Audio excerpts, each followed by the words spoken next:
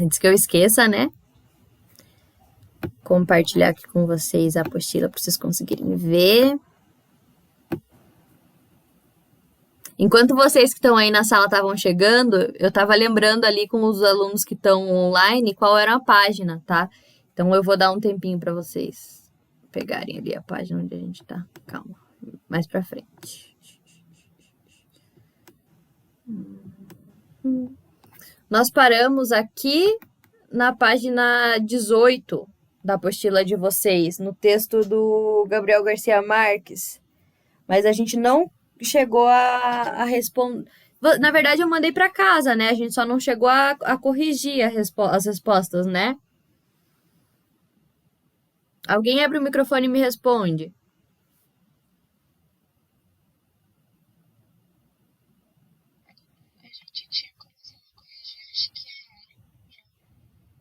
Tá.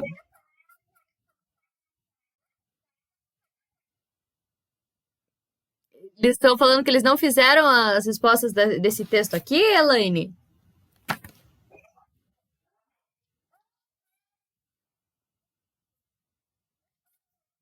Porque a gente começou, inclusive, a corrigir. Eu acho que eles fizeram sim. Estão só enganando aí. Eu li esse texto com vocês, porque eu lembro de ter lido ele. Aí a ali, ele pergunta pra gente com que intenção o texto foi escrito. A pergunta tá em português, então essa resposta pode estar em português mesmo. Alguém compartilha comigo o que vocês colocaram? Que essa é fácil. Eu vou escolher alguém. Pera lá.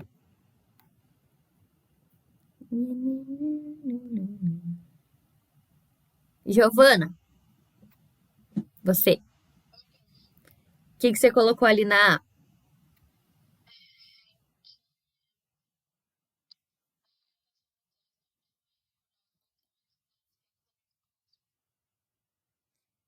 Pode ser também. Calma lá, deixa eu permitir que tenha um aluno entrando agora. Eu coloquei ali, eu acho que dá para complementar isso que você colocou com o que eu coloquei, tá? O livro estava fazendo aniversário, né? Então, essa notícia foi para comemorar os 50 anos dessa obra clássica, como você falou, né? Desse livro tão importante para a literatura latino-americana, que é o livro Cem Años de Soledad, que é maravilhoso, por sinal. Então, eu acho que dá para complementar isso que você disse com isso com o que eu disse. Nossa, que confusão.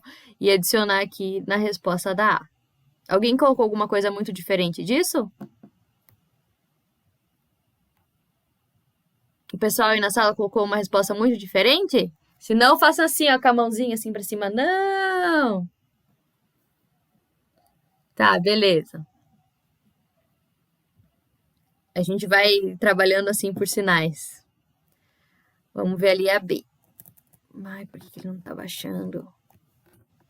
Que coisa. Foi. ¿Qué rasgos la telenovela colombiana Cien años de soledad la convierte en una representación de Latinoamérica? Quando ele pergunta que rasgos, ele está perguntando ali que características tem esse livro para ser uma representação da América Latina. Alguém quer compartilhar ou eu escolho alguém?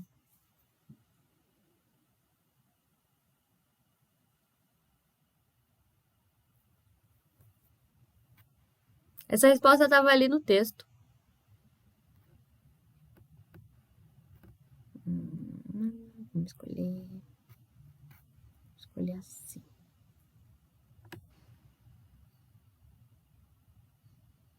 Tabata.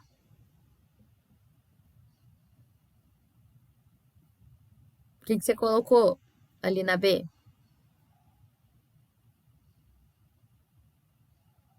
Hum, hum, hum. Vou esperar.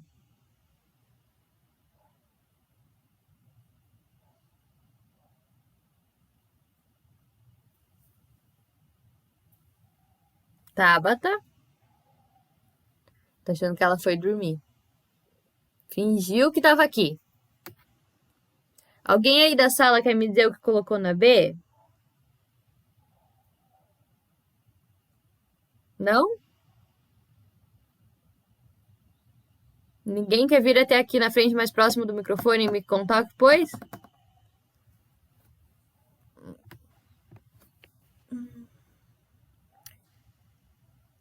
Isso. Ah lá, tá. Deixa eu abrir aqui o texto para vocês encontrarem ali o que ela colocou. Sociedade Trabalhadora. Vamos ver onde tá.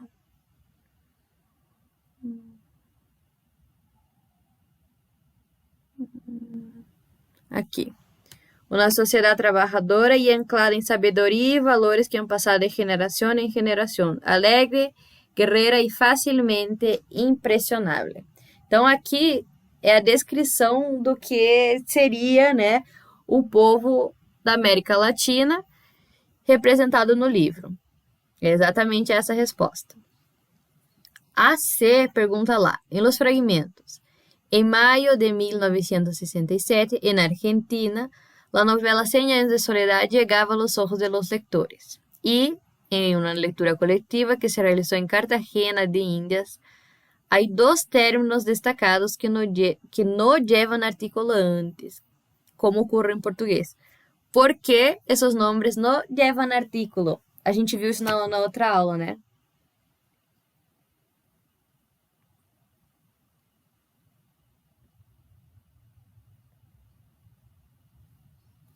Essa eu vou dar a resposta para vocês, tá? A gente tem aqui dois nomes de um país e Cartagena de Índias acho que é uma cidade, os dois são nomes, Cartagena de Índias talvez seja um país também, não sei, eu sou terrível em geografia. A gramática diz que não dá pra gente pôr artículo, né, artículos antes de nomes desses tipos, tá? É por isso que não tem. Essa é a resposta.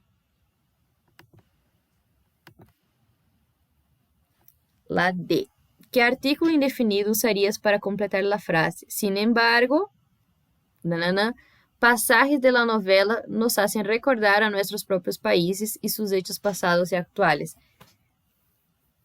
Ó, ele tá pedindo lá um indefinido. Lembra que a gente viu que a gente tinha los definidos? Lá, los, lá, las, e los. Indefinido é una, unas, unos. Qual vocês acham que cabe aqui? Alguém abre o microfone e me responde? Que essa daqui é fácil. A gente já sabe que é indefinido. É só a gente olhar qual é a palavra que vem depois. A gente tem passajes, a gente sabe que é um S, aqui ó, a gente tem então um plural, certo? E é uma palavra masculina. É só olhar lá na tabela. Aí vocês podem voltar. Cadê? E aqui, ó. Masculino, plural, unos. Pronto, já sei o que eu vou pôr ali.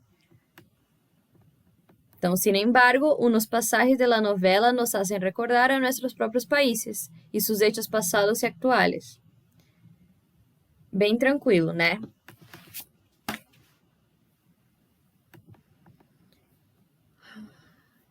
A gente não chegou a ler esse texto aqui, né? Eu mandei ele para casa, não mandei? Alguém abre o microfone para me responder. Cadê vocês? Ou mandem no chat.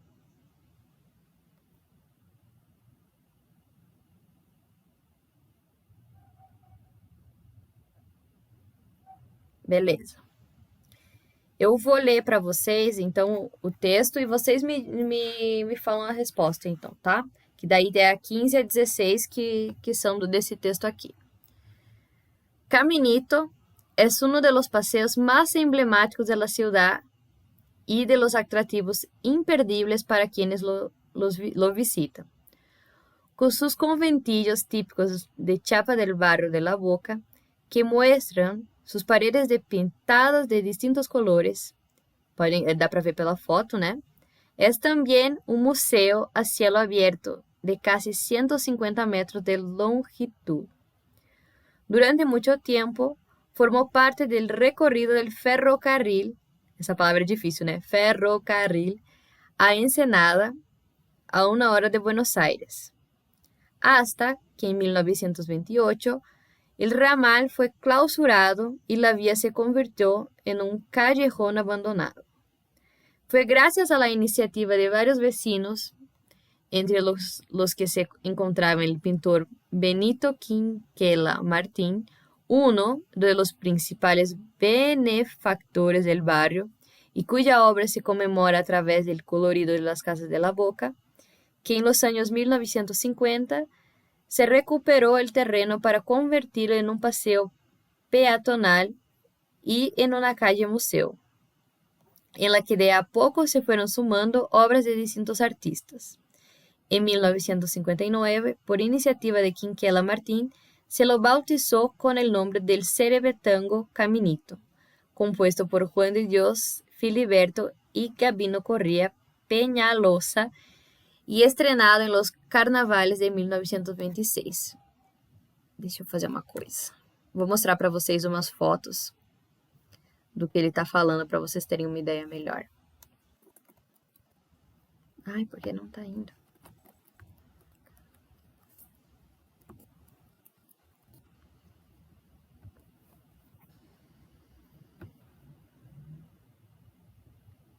Então, é um museu aberto, né, como ele diz lá, porque as casas são todas coloridas. Olhem essas fotos.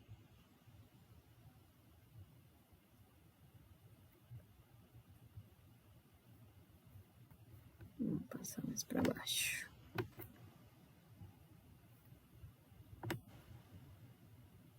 Alguém já foi?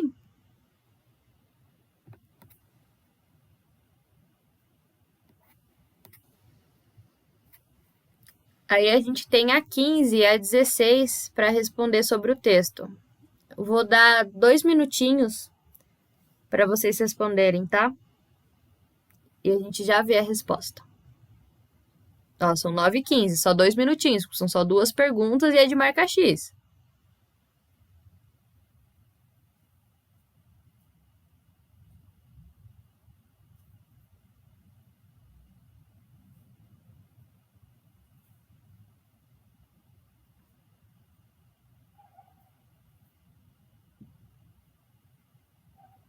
O pessoal aí da sala conversando,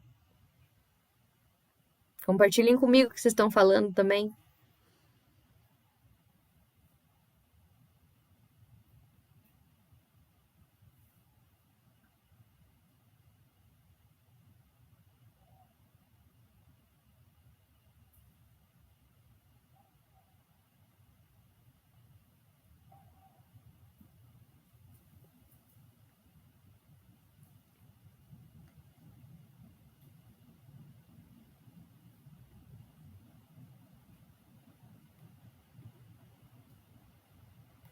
Pauso quando eu dou tempo para vocês. Então, ó, a resposta ali da 15 pode ser a B e a C em conjuntos, porque as duas estão corretas. E ali a 16, ele diz ali, la frase que contém una contracción es. Em espanhol, a gente só tem a contração al e la contração del. A única que tem na frase é a última ali, o del. Se lo bautizó con el nombre del célebre tango Caminito. Então, é aí.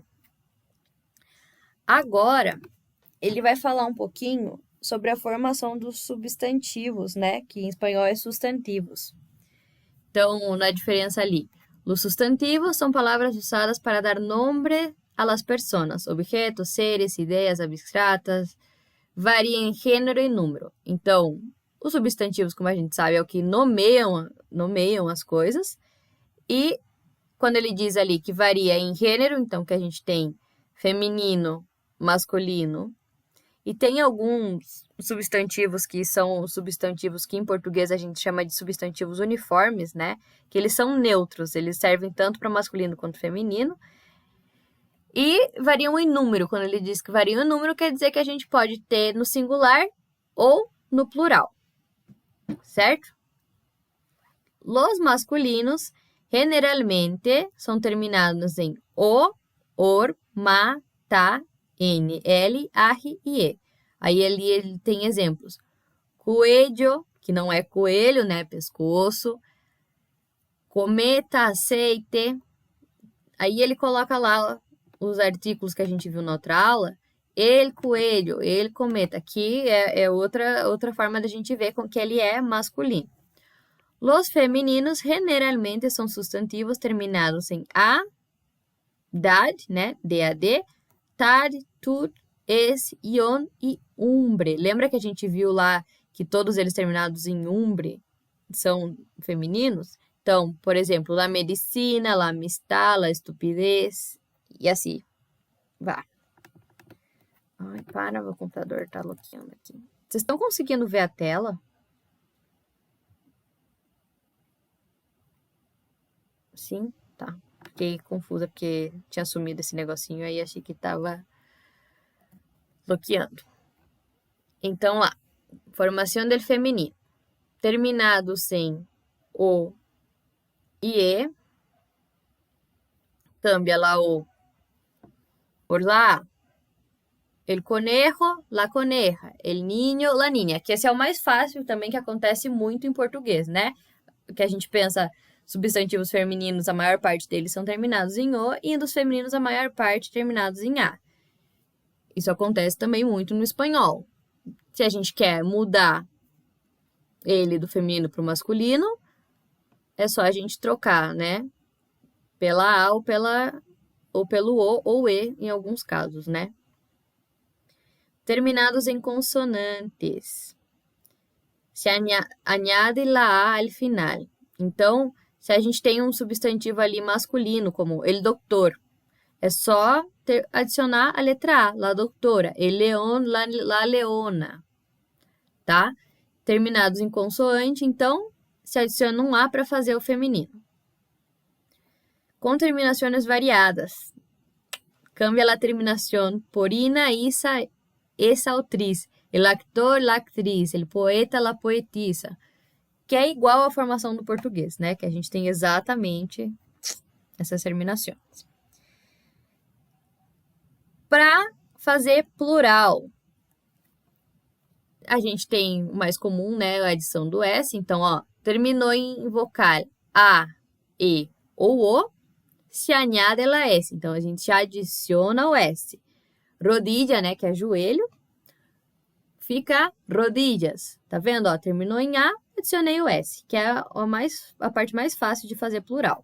Terminadas em I, U, I ou U com acento ali, a gente pode adicionar, em alguns casos, o S ou ES.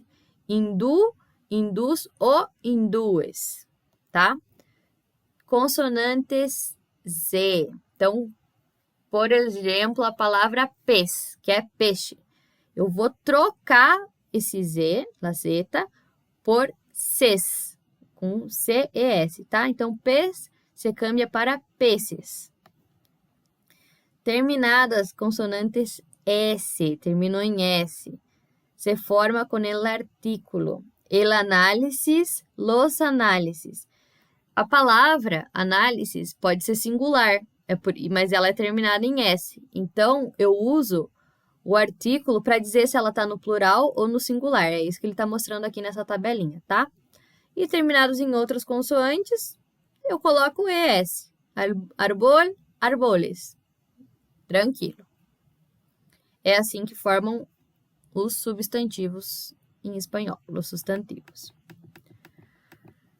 Esse texto aqui, que é o texto base para as próximas perguntas, o livro de vocês tem muita interpretação textual, muito mesmo. Porque é o que vocês vão usar para fazer vestibular, para fazer Enem e todas essas coisas, tá? Então, é por isso que a cada passinho que a gente dá tem interpretação textual. Ele tem aqui, ó, um texto sobre o Luiz Fonsi e Éxito de Despacito. Se Trump la escucha, que vai decir? Eu vou deixar vocês lerem esse texto sozinhos, porque a gente leu os outros em conjunto. Na verdade, eu li para vocês. E vocês precisam também conseguir ler e interpretar sozinhos, tá? Vocês vão ler e responder a página 21, que é a próxima página depois do texto, tá? E a página 22 tem mais um texto até onde ele começa a falar sobre os adjetivos. E daí a gente já corrige. Eu vou dar 10, 15 minutinhos para vocês, que eu acho que é o suficiente, porque não é tanto assim. E daí depois a gente volta e corrige, tá? Deixa eu pausar aqui.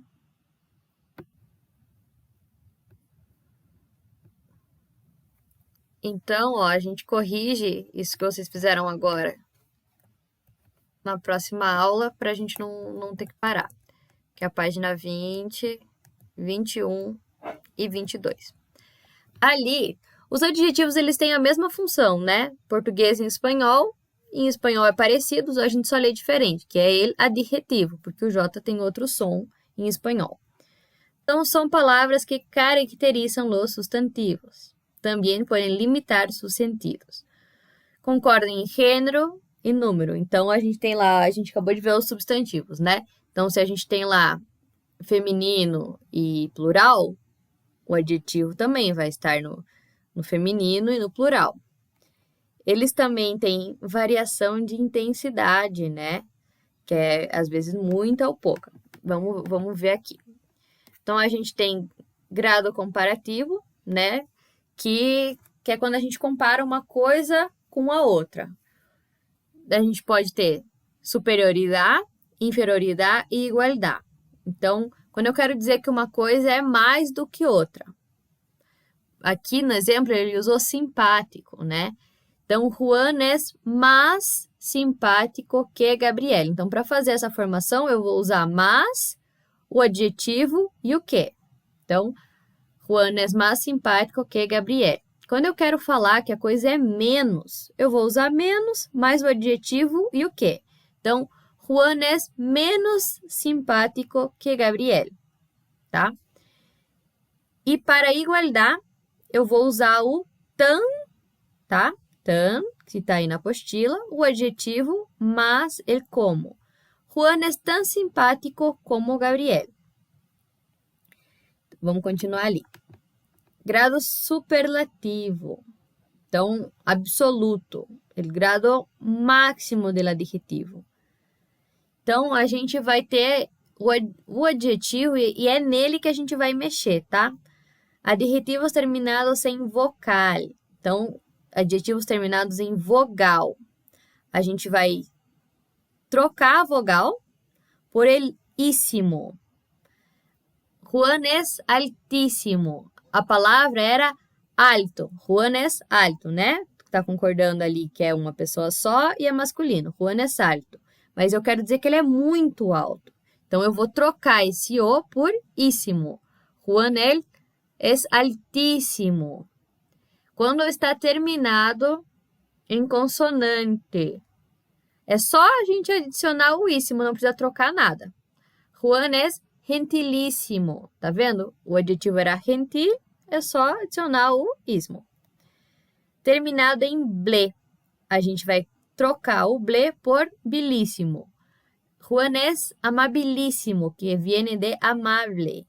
Juan é amable, Juan é amabilíssimo. Quer dizer que é muito amável, né? Que eu posso usar no lugar disso, eu posso colocar o muy junto com o adjetivo, né? Relativo. A característica do substantivo é intensificada em relação a outro substantivo. Então, artículo determinado más adjetivo más de. Juan é el chico más creativo del aula. Artículo determinado menos adjetivo más de. Juan é el chico menos simpático del aula. Tá? Então, artigo mais ou menos dele. É a formação bem tranquila, que é igual no português, tá? É bem parecido mesmo. Aí as outras páginas, como eu já falei antes, ficam de tarefa. Vou repetir, tá? A página de tarefa. É ali o finalzinho, porque tem um texto na 23, mas é só a página 24. Só isso. Podem ir para o intervalo. E daí, na próxima aula, a gente corrige tudo isso de uma vez só. Um beijo. Tchau.